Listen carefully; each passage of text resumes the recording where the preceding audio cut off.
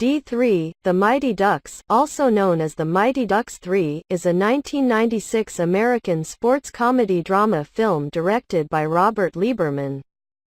It is the third and final installment in the Mighty Ducks trilogy and was produced by Walt Disney Pictures and distributed by Buena Vista Pictures Distribution.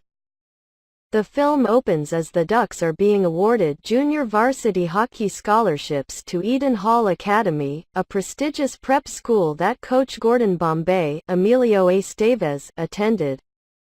Following their victory at the Junior Goodwill Games in Los Angeles, California, Bombay announces that he will be leaving his position as coach to take a job with the Junior Goodwill Games. Much to Charlie's dismay, Bombay's spot is filled by former Minnesota North Stars player Ted O'Ryan, Jeffrey Nordling. Initially, the Ducks clash with O'Ryan's disciplinary coaching tactics and his focus on defense over scoring.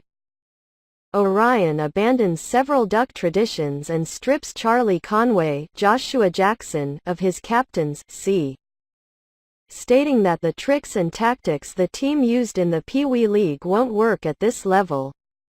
He is proven right when, in their first game of the season, the Ducks take an embarrassing tie after losing a 9-goal lead, due to their cockiness after their initial dominance. O'Ryan is livid, but makes a valid point about hockey and life when he states that the Ducks won't be able to dominate every game and have to learn how to play two-way hockey, not choking when the game is going their way.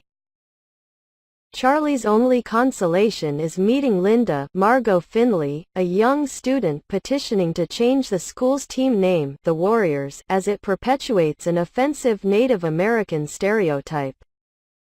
Though she initially writes him off as a mindless jock, the two start to hit it off. The team's difficulties are further compounded by the attitude towards the Ducks on the part of most of the students and parents at Eden Hall, particularly the varsity hockey team, which Adam Banks has been recruited into.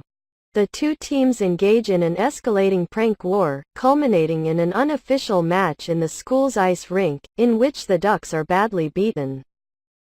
When Coach O'Ryan forbids the old Ducks' name and uniforms, declaring, "The Ducks are dead," Charlie decides to leave the team, and Fulton follows. Greg Goldberg is made a defenseman to replace Fulton.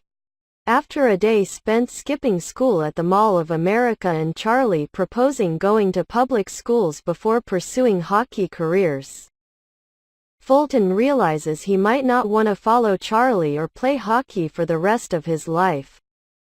He also tries to suggest Charlie rejoin the Ducks.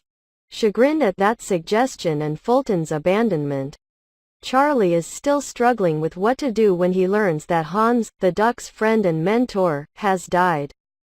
Bombay returns for Hans' memorial and the next day takes Charlie back to Eden Hall.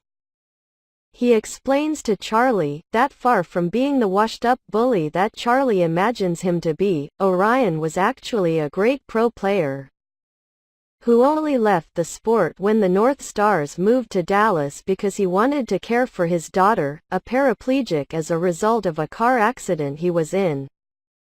Bombay explains that he told O'Ryan that Charlie was the heart and soul of the team, and it was his hope that both O'Ryan and Charlie would learn something from each other, and tells Charlie that he told O'Ryan that he was the real Minnesota Miracle Man. Touched by his words, Charlie agrees to rejoin the team. Arriving at the team bus for the next game, Charlie apologizes to O'Ryan and states that he wants to learn to play two-way hockey. Coach O'Ryan, surprised by Charlie's sincerity, welcomes him back. Fulton also rejoins the team before Charlie does, apparently no longer disillusioned about hockey. Prior to the bus departure, Dean Buckley, David Selby, the school's headmaster, informs the team that its board of trustees is going to vote to revoke the Ducks' scholarships due to the unpopularity of the decision to admit them, and their mediocre performance on the ice. The Dean offers Orion a chance to start anew with a team of his choice, but Orion refuses, going so far as to threaten resignation, and assures his team that he's going to fight the decision.